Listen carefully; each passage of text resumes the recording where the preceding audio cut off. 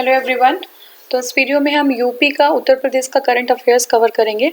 Topics देख लेते हैं कौन कौन से कवर करने हैं। सारे टॉपिक्स यूपी के ही होंगे, नेशनल लेवल पे अभी नहीं। हम सारे जो स्टेट का हम सारा टॉपिक पढ़ेंगे, ठीक है, चाहे वो जिस भी जो है संदर्भ में हो।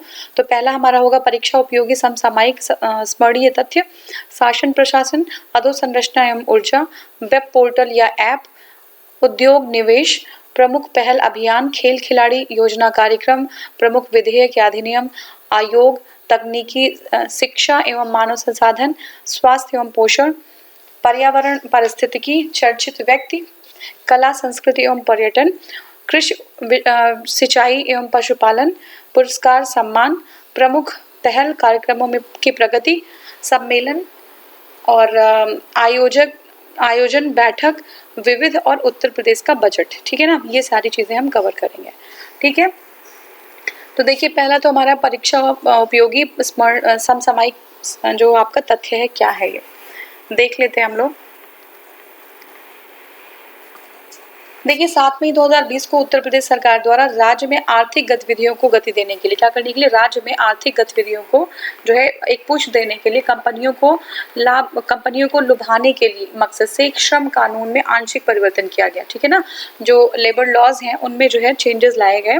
इसके बाद अध्यादेश जारी किया गया। इस अध्यादेश के तहत नौकरी करने वाले लोगों को हटाने, नौकरी के दौरान हादसे के शिकार होने और समय पर वेतन न देने जैसे 3 नियमों को तोड़कर अन्य सभी श्रम कानून को 3 वर्ष के लिए स्थगित कर दिया गया है। तो ये 3 जो है नियम हैं, कौन कौन से आपके इसके तहत नौकरी करने वाले लोगों को हटाने, नौकरी के दौरान हादसे के शिकार होने और समय पर वेतन न देने वाले, ठीक है, देने, ऐसे 3 नियमों को जो है छोड़कर और सारे नियमों को जो है 3 वर्ष के लिए स्थगित कर दिया गया। अब देखिए, ज्यादा नियम कानून नहीं रहेगा तो क्या होंगी, ये जो कंपनीज होंगी या ऑर्गेनाइजेशंस होंगी वो ज़्यादा जो है स्वतंत्र रूप से, फ्री रूप से काम कर सकेंगे। तो इसलिए जो है 3 साल के लिए बाकी 3 नियमों को छोड़ के अन्य नियमों को स्थगित कर दिया गया है। अब नेक्स्ट हमारा लखनऊ में 5वें भारत रूस सैन्य औद्योगिक सम्मेलन, ये इंपॉर्टेंट है। कहाँ पे हुआ है, लखनऊ में हुआ, इसलिए इंपॉर्टेंट है। तो लखनऊ में क्या हुआ है, 5वां भी इंपॉर्टेंट है, याद रखिएगा कौन सा है ये, 5वां है भारत रूस सैन्य औद्योगिक सम्मेलन। कौन सा है, भारत रूस सैन्य औद्योगिक सम्मेलन का आयोजन किया गया। इसका आयोजन डिफेंस एक्सपो के साथ किया गया, ठीक है, इसका आयोजन डिफेंस एक्सपो के साथ किया गया। इस दौरान रूस और भारत की कंपनियों के बीच 14 समझौते के हस्ताक्षर हुए। इसमें रडार सिस्टम, रक्षा उपकरण, ASW rocket launcher, 3D modelling, ये सारी चीजें शामिल थी। नेक्स्ट हमारा उत्तर प्रदेश के मुख्यमंत्री जी ने रोजगार की संभावनाओं को उज्जवल करने के लिए, ठीक है, मतलब एम्प्लॉयमेंट प्रदान करने के लिए राज्य के 10वीं 12वीं और स्नातक, कौन से 10वीं 12वीं और स्नातक के छात्रों के लिए एक इंटर्नशिप योजना को लागू किया, घोषणा किया, ठीक है। योजना के तहत इन छात्रों को विभिन्न तकनीकी संस्थानों और उद्योगों से जोड़ा जाएगा, ठीक है। तो ये 10, 12 और आपका जो स्नातक हैं, ठीक है, उनको जो है बहुत सारी तकनीकी संस्थानों से जोड़ दिया जाएगा। यह 6 महीने या 1 वर्ष की अवधि के इंटर्नशिप के दौरान प्रत्येक भाग लेने वाले युवाओं को हर महीने 2500 रुपये वेतन जो है दिए जाएंगे। हर महीने जो है 2500 रुपये, 2500 रुपये वेतन के रूप में दिए जाएंगे, ठीक है। इंटर्नशिप प्रोग्राम है ये। अब देखिए, मोदी जी ने 16 फरवरी 2020 को वाराणसी से काशी महाकाल एक्सप्रेस, ठीक है, ये इंपॉर्टेंट है, कहाँ से, वाराणसी से, वाराणसी से काशी महाकाल एक्सप्रेस को हरी झंडी दिखाकर रवाना कर दिया। कहाँ से, काशी से जो है वाराणसी से काशी महाकाल एक्सप्रेस। एक तो और भी था, ये जो लखनऊ के लिए था, तो ये वाला वो दूसरा है, आप इसमें कंफ्यूज मत होइएगा। ये वाराणसी से काशी महाकाल एक्सप्रेस है, उसको हरी झंडी देकर रवाना किया है। वाराणसी से इंदौर के बीच चलने वाली यह ट्रेन 3 ज्योतिर्लिंगों काशी महाकालेश्वर ओमकारेश्वर को जोड़ेगी, 3 ज्योतिर्लिंगों को जोड़ेगी, ठीक है, काशी महाकालेश्वर और ओमकारेश्वर को जोड़ेगी। इस ट्रेन से के कैसेट के माध्यम से यात्रियों को भोजन कीर्तन सुनने की व्यवस्था की जाएगी, ठीक है। अब नेक्स्ट हमारा है यूपी के रामपुर में, कहाँ से, यूपी के उत्तर प्रदेश के रामपुर से समाजवादी पार्टी के सांसद आजम खान के बेटे अब्दुल्ला आजम की विधानसभा सदस्यता रद्द कर दी गई है, ठीक है। तो ये जो है अब्दुल्ला आजम है, उसकी सदस्यता रद्द कर दी गई है। अब्दुल्ला आजम स्वार टांडा सीट से 2017 में चुनाव जीता था।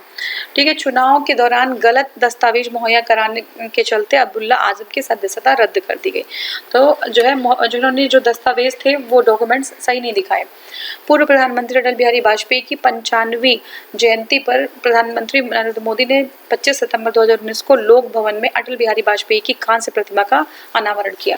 तो ये 95 जो है उनकी जो जयंती थी, और कहाँ पे, लोक भवन में। ठीक है, लोक भवन में 25 दिसंबर 2019 को अटल बिहारी वाजपेयी की कांस्य प्रतिमा का अनावरण किया है मोदी जी ने। उत्तर प्रदेश में महिलाओं के प्रति आरोप दूसरे देश में सबसे ज़्यादा है। ठीक है, दूसरे जो है देश में उत्तर प्रदेश में, और जो है स्टेट्स हैं उनसे ज़्यादा जो है हमारे देश नहीं होगा, प्रदेश होगा। तो यूपी की जो महिलाएं हैं वहाँ पे जो है आरोप उनके जो अपराध हो रहा है उनके साथ ज़्यादा हो रहा है यूपी में। अब अगर हम देखें NCRB की रिपोर्ट, यानी कि देखिए राष्ट्रीय अपराध record bureau, national crime record bureau की बात अगर हम सुने तो 22 अक्टूबर 2019 को साल 2017-18 के दौरान भारत में पंजीकृत आपराधिक रिकॉर्ड के आंकड़े जारी किए गए। NCRB का इस रिपोर्ट के अनुसार पूरे देश में हुए अपराधों में, है ना, पूरे जो है देश में हुए अपराधों में सबसे ज़्यादा अपराध 10.1% अपराध केवल उत्तर प्रदेश में हुए हैं। तो पूरे देश में सबसे ज़्यादा, पूरे देश का जो है 10.1% अपराध सिर्फ उत्तर प्रदेश में, सबसे ज़्यादा अपराध यहीं पे हुआ है। ठीक है ना। उत्तर प्रदेश में धार्मिक नगरी प्रयागराज नगर निगम सीमा 207 गाँव को शामिल करने का फैसला किया है। ठीक है, तो सबसे बड़ा ये हो जाएगा, धार्मिक नगरी प्रयागराज नगर निगम सीमा में 207 गाँव को शामिल करने का फैसला किया गया है। मुख्यमंत्री की अध्यक्षता में 31 दिसंबर 2019 को, कब, 31 दिसंबर 2019 को कैबिनेट की बैठक हुई है। 31 दिसंबर 2019 को कैबिनेट की बैठक जो है हुई है और इसमें ये फैसला लिया गया है। ठीक है, कैबिनेट की बैठक में ये फैसला लिया गया है और प्रयागराज नगर निगम की सीमा 207 गांव और झूसी नगर पंचायत को शामिल किया जाएगा। 207 गांव और झूसी नगर पंचायत को शामिल किया जाएगा। ठीक है, नगर निगम में, प्रयागराज नगर निगम में। नेक्स्ट हमारा है स्वामी विवेकानंद जी की जयंती के अवसर पर हाल में ही 5 दिवसीय 23वें राष्ट्रीय युवा महोत्सव, तो ये इंपॉर्टेंट है क्या, 5 दिवसीय 23वें 23rd, याद रखिएगा 23वां है ये राष्ट्रीय युवा महोत्सव का आयोजन लखनऊ में हुआ। और इस आयोजन की जो थीम है वो फिट यूथ फिट इंडिया। क्या है थीम? है फिट यूथ फिट इंडिया। ठीक है, फिट यूथ फिट इंडिया रखा गया।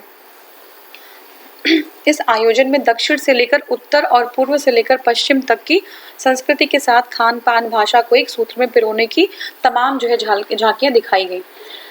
नेक्स्ट हमारा है उत्तर प्रदेश सरकार ने सरकारी विभागों और संस्थाओं द्वारा आउटसोर्सिंग की जाने वाली भर्तियां जेम पोर्टल के जरिए करना अनिवार्य कर दिया। ठीक है, तो मतलब क्या है कि सरकारी विभागों और संस्थाओं द्वारा जो आउटसोर्सिंग की जा रही हैं जो भर्तियां, वो जो है जेम पोर्टल के अंतर्गत जो उसको अनिवार्य कर दिया। जेम पोर्टल क्या है?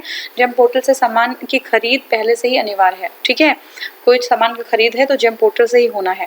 ठीक है, तो ये हो गया हमारा। कौशाम्बी जनपद के बौद्ध स्थल व रामपथ गमन मार्ग पर जल्द ही कायाकल्प होगा। ठीक है, कौशाम्बी जो है जनपद है उसके बौद्ध स्थल और यह रामपथ जो गमन मार्ग है उस पर जल्द ही कायाकल्प होगा। इसके लिए 3 करोड़ रुपए की परियोजना जो है की बात की गई है, मंजूरी दे दी गई है। और इसके तहत बौद्ध उपदेश स्थल में गेस्ट हाउस का निर्माण कराया जाएगा। जो बौद्ध उपदेश स्थल है वहाँ पे क्या कराया जाएगा? गेस्ट हाउस का निर्माण कराया जाएगा।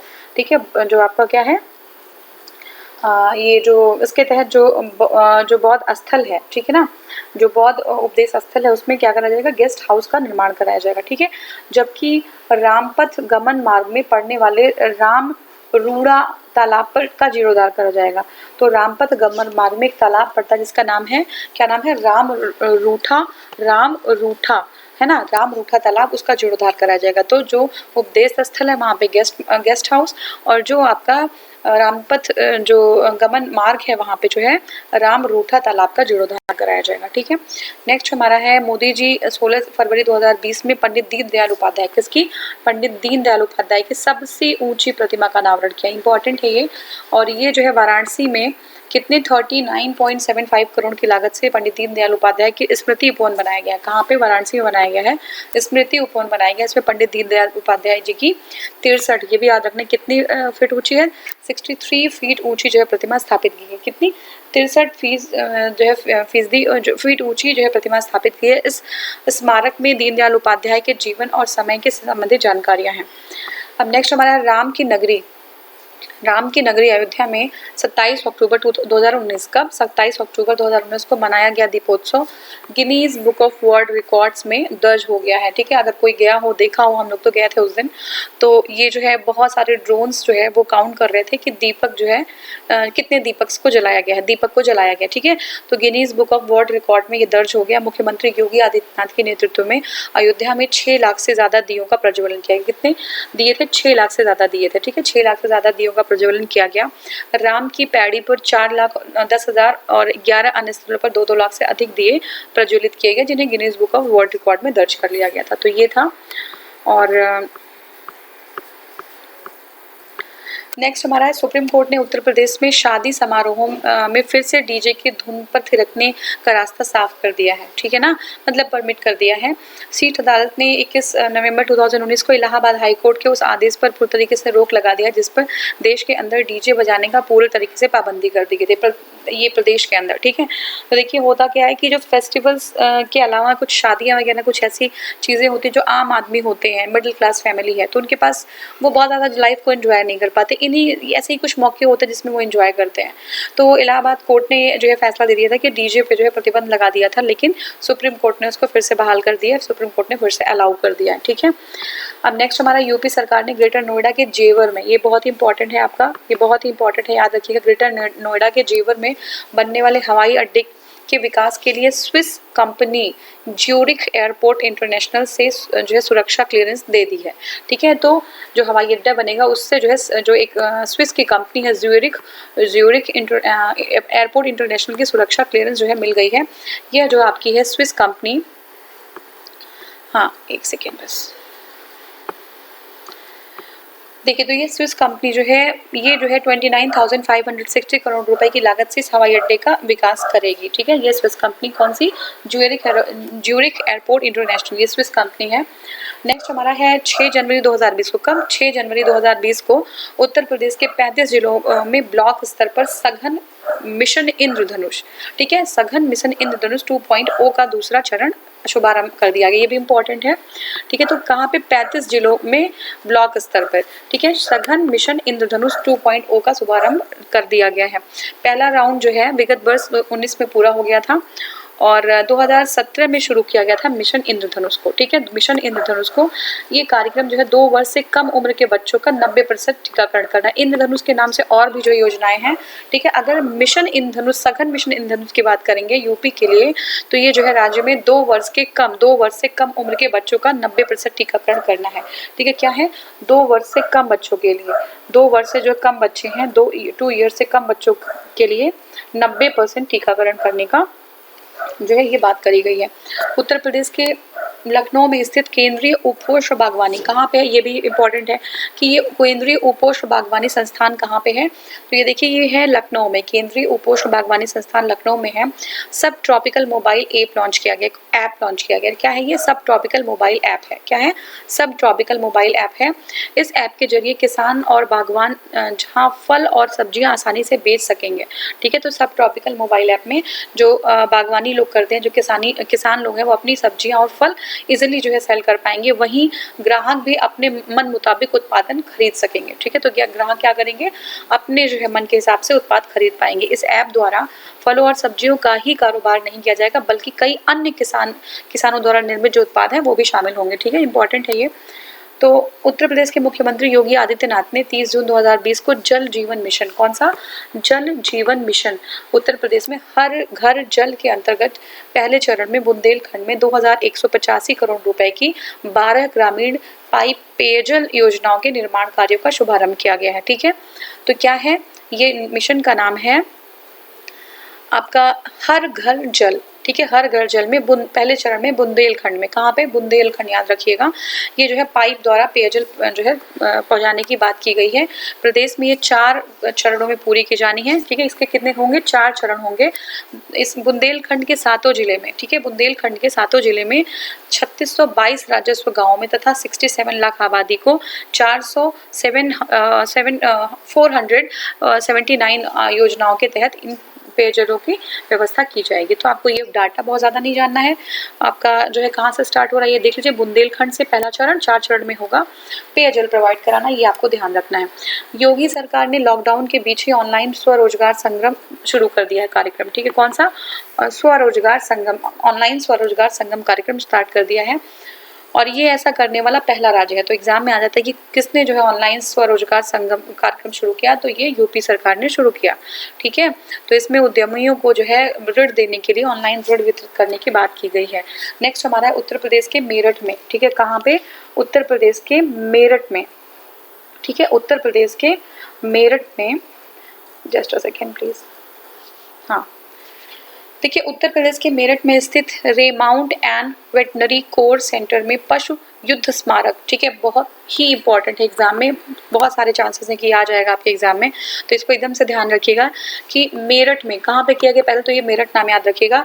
इसमें जो है remount and veterinary corps centre, remount and veterinary corps centre में पशु युद्ध स्मारक, ये जो है इसमें कोई नहीं इस तरीके से किया था अभी तक पशु के लिए। बहुत देखिए क्या होता है ना कि बहुत सारे एनिमल्स जो हमारे से, स्पेशली डॉग्स वगैरह, ठीक है, और कुछ और एनिमल्स हैं जो हमारे युद्ध में, जैसे आपका बहुत सारी कारगिल में ही इवन, और बहुत सारे क्राइम केसेस ऐसे हैं, ठीक है। तो शासन व्यवस्था को और युद्ध के लिए भी जो हमारे एनिमल्स हैं वो बहुत ज़्यादा सहयोग करते हैं, तो उनके लिए एक पशु युद्ध स्मारक यानी ये वॉर मेमोरियल फॉर एनिमल, ठीक है, वॉर मेमोरियल फॉर एनिमल बनाया जाएगा। यह देश का पहला पशु युद्ध स्मारक बनेगा। क्या होगा?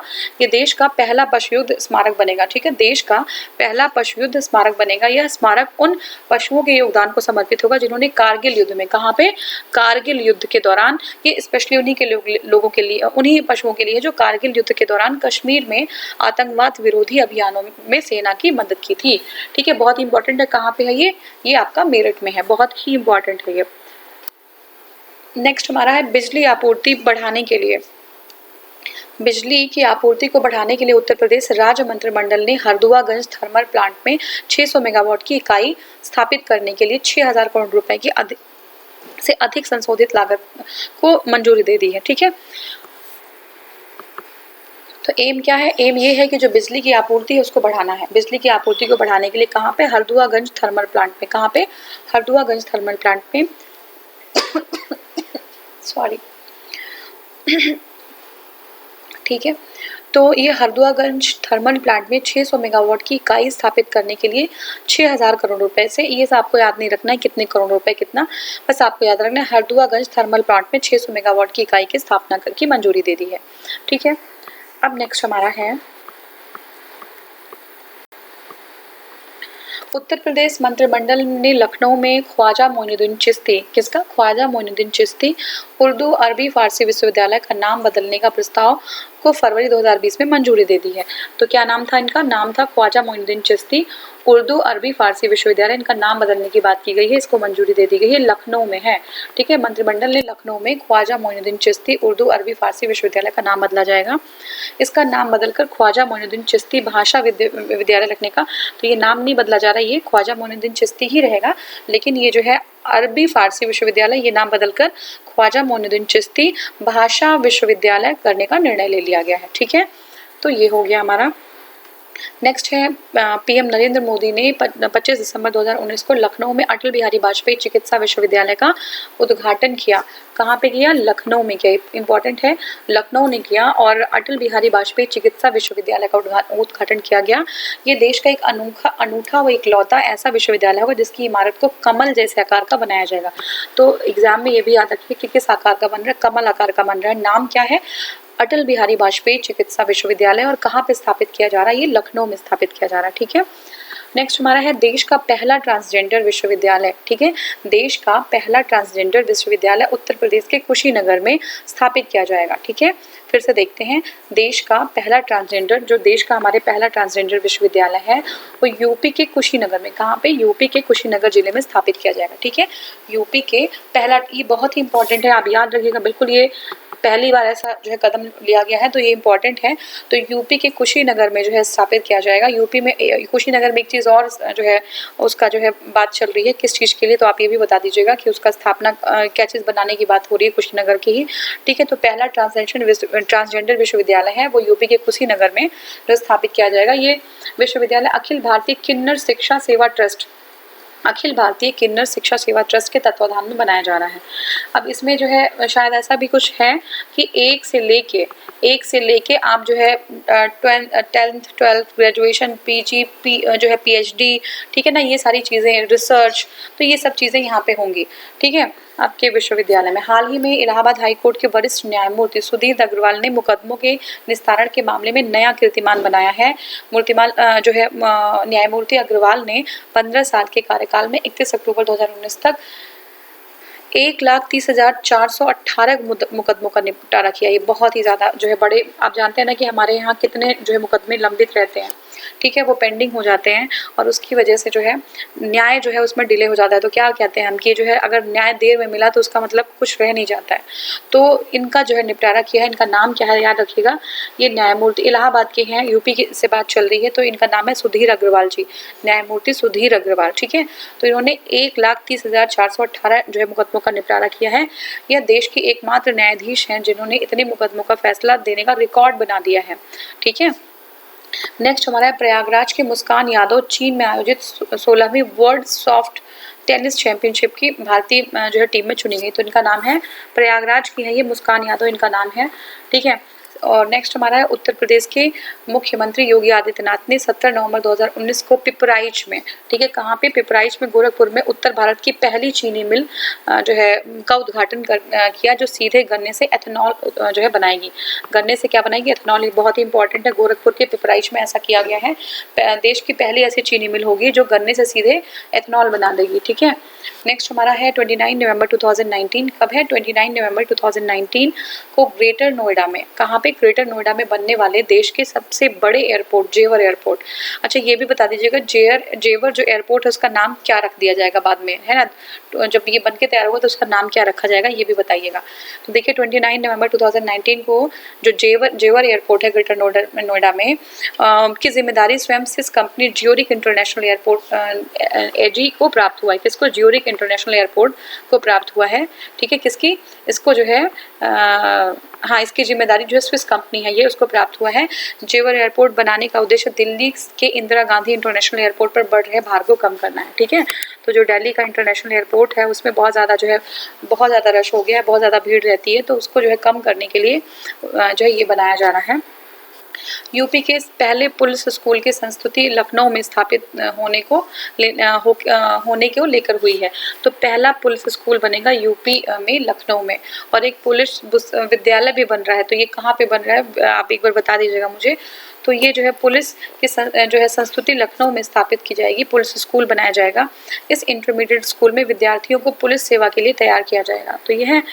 अब हमारा हाल ही में गाजियाबाद में जो है स्वास्तिक चिकारा ने, क्या नाम है, स्वास्तिक चिकारा ने क्लब क्रिकेट में सीमित ओवरों में मैच में 585 रन बनाकर विश्व रिकॉर्ड का अपना नाम कर दिया। तो गाजियाबाद के स्वास्तिक चिकारा नाम है इनका, 585 रन बनाकर, ठीक है, वर्ल्ड रिकॉर्ड बना दिया है इन्होंने, ठीक है। तो इससे पूर्व साउथ अफ्रीका के शेन डेट्सवेल, क्या नाम है, शेन डेट्सवेल ने 2017 में 490 रन बनाए थे, लेकिन जो है स्वास्तिक चिकारा ने 585 रन बना दिए। गाजियाबाद से रिलेट करते हैं। उत्तर प्रदेश की बात करें तो देखिए उत्तर प्रदेश 2019 में अग्रिम जमानत व्यवस्था फिर से लागू कर दी है। तो उत्तर प्रदेश में अग्रिम जमानत व्यवस्था है वो फिर से लागू कर दिया गया है। कौन सी व्यवस्था, अग्रिम जमानत व्यवस्था को फिर से लागू कर दिया गया है, ठीक है ना। और अब हम देखेंगे कि हाँ, तो यूपी गवर्नमेंट ने, उत्तर प्रदेश की गवर्नमेंट ने अग्रिम जमानत व्यवस्था है उसको फिर से लागू कर दिया है। देश में आपातकाल के दौरान इंदिरा गांधी सरकार ने ये व्यवस्था समाप्त कर दी थी, ठीक है। और इसमें आईपीसी 1973 में अग्रिम जमानत संबंधित जो धारा है 438 को लागू किया गया, ठीक है।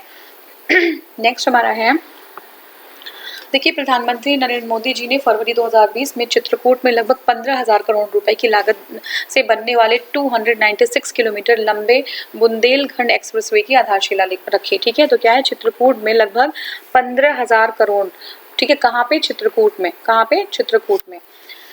तो ये जो है लंबे बुंदेलखंड, कितने लंबे? 296 किलोमीटर, 296 किलोमीटर लंबे बुंदेलखंड एक्सप्रेसवे की आधारशिला रखी। ये 182 गांव से गुजरने वाले बुंदेलखंड एक्सप्रेसवे, ठीक है, बुंदेलखंड जो एक्सप्रेसवे है 182 गांव से गुजरेगा, 296 किलोमीटर है ये बुंदेलखंड एक्सप्रेसवे। चित्रकूट में आधारशिला रखी गई है, ठीक है। और कौन कौन से जो है एरिया से जाएगा, अगर आप बता सकते हो तो ये बता दीजिएगा, जो मेन एरियाज हैं यूपी में कौन कौन से एरिया से जा रहा है। ठीक है, नेक्स्ट हमारा क्वेश्चन है, नेक्स्ट हमारा जो पॉइंट है कि 24 फरवरी 2019 में कुंभ मेला क्षेत्र, ठीक है, कुंभ मेला क्षेत्र प्रयागराज में प्रधानमंत्री नरेंद्र मोदी जी ने प्रयागराज मेरठ गंगा एक्सप्रेसवे की आधारशिला रखी थी। कहाँ पे? कुंभ मेला क्षेत्र में प्रयागराज में जो है रखी थी। क्या पे? प्रयागराज मेरठ गंगा एक्सप्रेसवे। क्या नाम था? प्रयागराज मेरठ गंगा एक्सप्रेसवे की आधारशिला रखी थी। इस एक्सप्रेसवे का मुख्य उद्देश्य था पश्चिमी उत्तर प्रदेश को पूर्वी उत्तर प्रदेश से जोड़ना। क्या था? पश्चिमी उत्तर प्रदेश को पूर्वी उत्तर प्रदेश से जोड़ देना।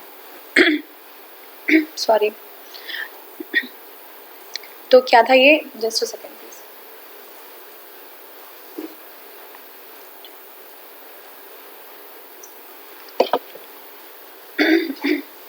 हाँ, तो ये प्रयागराज मेरठ एक्सप्रेसवे है और ये क्या है? इसका मुख्य उद्देश्य पश्चिमी यूपी से ईस्टर्न जो यूपी है उसको कनेक्ट कर देना। अब देखिए नेक्स्ट हमारा है, जस्ट अ सेकेंड, हाँ, उत्तर प्रदेश और बिहार की सीमा पर NH2 पर कर्मनाशा नदी पर बना पुल गत दिनों क्षतिग्रस्त हो गया। तो उत्तर प्रदेश यूपी और बिहार की सीमा पर बना हुआ ये पुल था, NH2 पे था, ठीक है। कौन सी नदी पे था? कर्मनाशा पे था। और ये जो है क्षतिग्रस्त हो गया, जिसके चलते उत्तर प्रदेश का बिहार, पश्चिम बंगाल, उड़ीसा और झारखंड से संपर्क टूट गया है, ठीक है। 450 करोड़ की लागत से बना था ये पुल और 254 मीटर लंबे पुल पर वर्ष 2009 में आवागमन शुरू किया गया था, ठीक है। तो इसकी मियाद जो है 30 साल की थी। नेक्स्ट हमारा है 13 जून 2020 में पंजाब नेशनल बैंक PNB ने उत्तर प्रदेश के मुख्यमंत्री आदित्यनाथ को गोरखपुर लिंक एक्सप्रेसवे के निर्माण के लिए 750 करोड़ रुपए की लोन चेक में दिया। बहुत इंपॉर्टेंट है लेकिन फिर भी PNB का नाम याद रखिएगा। तो किसके लिए दिया था? ये गोरखपुर लिंक एक्सप्रेसवे के लिए दिया था, ठीक है। तो ये है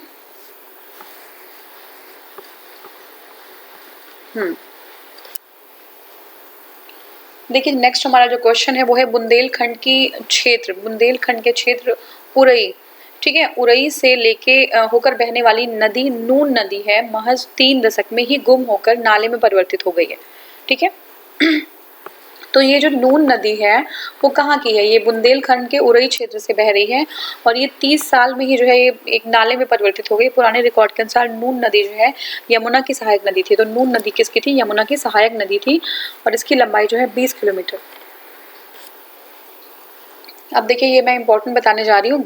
कछुआ अभ्यारण्य को वाराणसी से मिर्जापुर और प्रयागराज के बीच फैले क्षेत्र में पुनर्स्थापित करने के बाद वाराणसी नगर निगम ने सभी प्रकार के नामों के पंजीकरण की प्रक्रिया आरंभ की है, ठीक है। तो कछुआ अभ्यारण्य को वाराणसी से मिर्जापुर और प्रयागराज के बीच फैले क्षेत्र के जितने नाव हैं उनका पंजीकरण करने के लिए स्टार्ट कर दिया। प्राचीन शहर वाराणसी के प्रतिष्ठित घाटों के क्षरण को रोकने के लिए वाराणसी कछुआ अभ्यारण्य को मिर्जापुर प्रयागराज के बीच फैले 30 किलोमीटर क्षेत्र में पुनर्स्थापित किया जाएगा, ठीक है। कौन कौन से क्षेत्र में?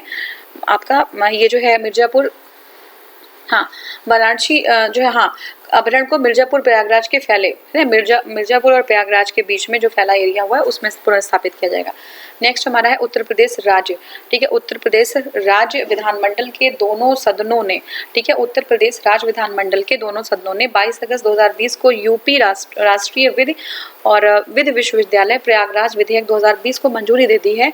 इसके अलावा सदनों ने निजी संपत्ति क्षति वसूल विधेयक 2020 को, तो ये बहुत इंपॉर्टेंट नहीं है तो इसलिए एक बार देख लीजिए। फिर भी देखिए यूपी राज्य विधानमंडल के दोनों सदनों ने 22 अगस्त 2020 को यूपी राष्ट्रीय विधि विश्वविद्यालय प्रयागराज विधेयक 2020 को मंजूरी दे दी है, ठीक है। तो ये अब देखिए नेक्स्ट हम करेंगे शासन प्रशासन, ठीक है। शासन और प्रशासन को कवर करेंगे। तो फर्स्ट हमारा है उत्तर प्रदेश में CISF की तर्ज पर UPSSF की गठन की मंजूरी, ठीक है। तो देखिए आदित्यनाथ जी ने की अध्यक्षता में 26 जून 2020 को एक उच्च स्तरीय बैठक हुई और उसमें क्या डिसीजन लिया गया? उत्तर प्रदेश विशेष सुरक्षा बल, ठीक है, उत्तर प्रदेश UPSSF के गठन का फैसला किया गया है। अब देखिए यूपी सरकार की केंद्रीय CISF की फोर्स के तर्ज पर UPSSF के गठन का फैसला किया है। अब यह जो फोर्स है वो मेट्रो रेल, एयरपोर्ट, औद्योगिक संस्थान, बैंक समेत अन्य वित्तीय संस्थानों और ऐतिहासिक धार्मिक जो है स्थलों की सुरक्षा करेगी। ठीक है, तो ये जो है UPSSF जो है इनका काम ये होगा। ठीक है, अब नेक्स्ट हमारा जो क्वेश्चन है, हाँ नेक्स्ट क्वेश्चन देखते हैं। लखनऊ और नोएडा में पुलिस कमिश्नरी प्रणाली लागू, इंपॉर्टेंट है ये। ठीक है, अब पुलिस कमिश्नरी प्रणाली जो है वो लागू हो गई है कहाँ पे? उत्तर प्रदेश के राज्य के 2 महानगरों में। कहाँ पे महानगर किनको कहते हैं आप बता दीजिए मुझे कमेंट सेक्शन में।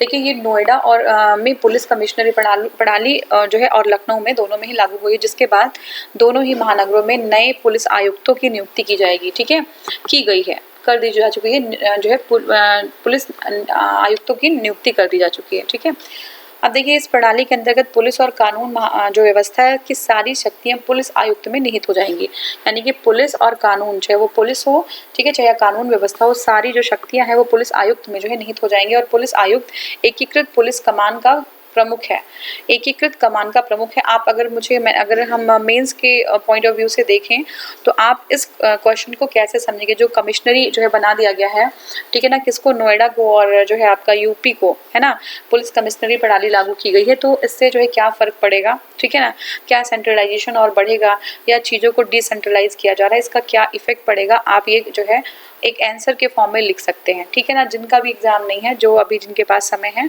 वो ये चीज़ करके कमेंट सेक्शन में डाल सकते हैं। ठीक है, देखिए यूपी पुलिस को IIM इंदौर सिखाएगा मैनेजमेंट। ठीक है, तो IIM जो इंदौर है वो यूपी पुलिस को मैनेजमेंट सिखाएगा। ठीक है, तो देखिए भारतीय प्रबंधन संस्थान है IIM इंदौर अब यूपी पुलिस को भीड़ प्रबंधन के साथ साथ, ठीक है, भीड़ प्रबंधन के साथ साथ पुलिस व्यवस्था में सुधार का जो है पाठ पढ़ाएंगे। तो अभी अगर जो है जो पुलिस है हमारी वो उतना ज़्यादा जो है बहुत ज़्यादा स्किल्ड नहीं है, इसलिए तो स्कूल खोलने की बात हो रही है कि लोगों को पहले ये देखिए पुलिस प्रशासन भी बहुत उस तरीके की नहीं है कि बहुत ही अच्छे तरीके से काम करे, सारी चीज़ों को इम्प्लीमेंट किया जा रहा है। हर स्तर पे कहीं ना कहीं जो है चीज़ें, जब तक अंदर से एक इंसान जो है अंदर से अच्छा करने की कोशिश नहीं करेगा तो पूरा महकमा उसको हम कैसे कह सकते हैं। लेकिन ये है कि इम्प्लीमेंटेशन का पार्ट हमारा हमेशा लैकिंग रहता है, चाहे वो कोई भी डिपार्टमेंट हो। ठीक है ना, कोई भी डिपार्टमेंट होता है। तो अब स्किल सिखाने की बात अलग है, अगर स्किल सीख भी जाते हैं तो क्या वो सही वे में अगर जो है फंक्शन करते हैं कि नहीं करते। आपने बहुत सारे लोगों को देखा भी है कि कोविड-19 के टाइम पे बहुत सारे लोगों ने बहुत अच्छा काम किया और अभी भी कर रहे हैं लोग, और बहुत सारे लोगों ने बहुत अच्छा काम नहीं भी किया, इवन बहुत गलत भी काम किया। तो इस तरीके से जो है काम चल रहा है यहाँ पे।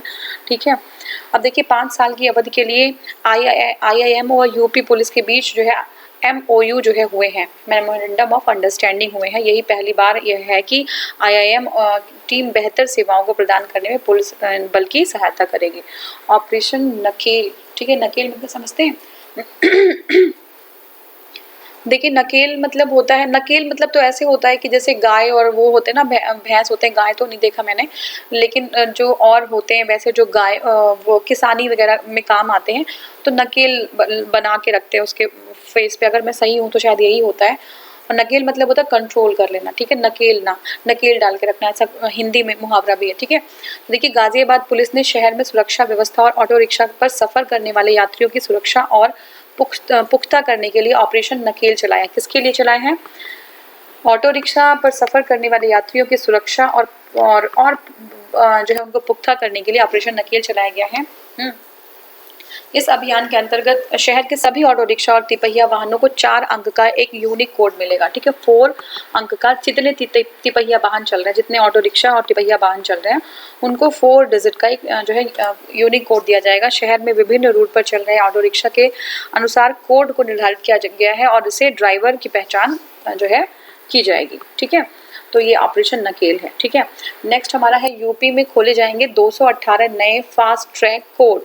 ठीक है, तो फास्ट ट्रैक कोर्ट की बहुत ज़्यादा नीड है इंडिया में और हमारे यूपी में तो और भी ज़्यादा, क्योंकि अभी देखिए पेंडेंसी जो है हमारे केसेस की इतनी ज़्यादा हो रही है कि किसी को जो है टाइम पे जस्टिस मिलता ही नहीं है। तो फास्ट ट्रैक कोर्ट लगाने से क्या हो जाएगा कि चीज़ें जल्दी जो केसेस हैं वो निपटते जाएंगे। ठीक है, तो महिलाओं और बच्चों के खिलाफ बढ़ते अपराधों पर अंकुश, और वैसे भी महिलाओं और बच्चों के केस में, महिलाओं के केस में भी 10.2% है इंडिया का, यूपी में जो अपराध हो रहे हैं, और बच्चों के केस में भी नंबर 1 पे है, और बच्चों के केस में नंबर 2 पे कौन है? MP में है, MP है। ये सब याद रखिएगा। ठीक है, मैं कोशिश करूंगी एक आंकड़ा मैं और दूंगी अभी। ठीक है, तो देखिए, महिलाओं और बच्चों के खिलाफ बढ़ते अपराध पर अंकुश लगाने व दोषियों को जल्द सजा दिलाने के लिए 9 दिसंबर 2019 को मुख्यमंत्री योगी आदित्यनाथ की अध्यक्षता में प्रदेश में कैबिनेट पॉस्को एक्ट जानते होंगे, पॉस्को एक्ट व बलात्कार से संबंधित वादों के शीघ्र निस्तारण के लिए 218 नए फास्ट ट्रैक कोर्टों को खोले जाने की मंजूरी दे दी है। ठीक है, तो क्या होगा, फास्ट ट्रैक कोर्ट खोले जाएंगे। ठीक है, फास्ट ट्रैक कोर्ट खोले जाएंगे जिससे जो महिलाएं और बच्चों के उनके अगेंस्ट जो अपराध किए जा रहे हैं और पॉस्को जो एक्ट के तहत जो भी चीज़ें दर्ज की जाएंगी उसका तुरंत निपटारा किया जाए, तो इसलिए जो है ये खोले जाएंगे। ठीक है, और इन अदालतों में सिर्फ रेप के मामले की सुनवाई होगी, जिसमें 144 कोर्ट महिलाओं और 74 कोर्ट बच्चों के लिए सुनवाई करेगी। तो बहुत ही अच्छा, एक बहुत इंपॉर्टेंट कदम उठाया गया है। ठीक है, अब नेक्स्ट हमारा है अधोसंरचना और ऊर्जा। ठीक है, अधोसंरचना एवं ऊर्जा, तो देख लेते हैं हम इसको। हाँ, तो देखिए, अधोसंरचना और ऊर्जा की बात करें या फिर इसको हम नेक्स्ट वाले वीडियो में कंटिन्यू करेंगे, क्योंकि आई थिंक वीडियो बड़ी हो जा रही है। ठीक है, ज़्यादा बड़ी ना हो ताकि आपको सुनने में प्रॉब्लम ना हो, हालांकि सुनना तो सारी ही है। तो मैं इसको अगले वीडियो में कंटिन्यू करती हूँ। Thank you so much for watching. Thank you.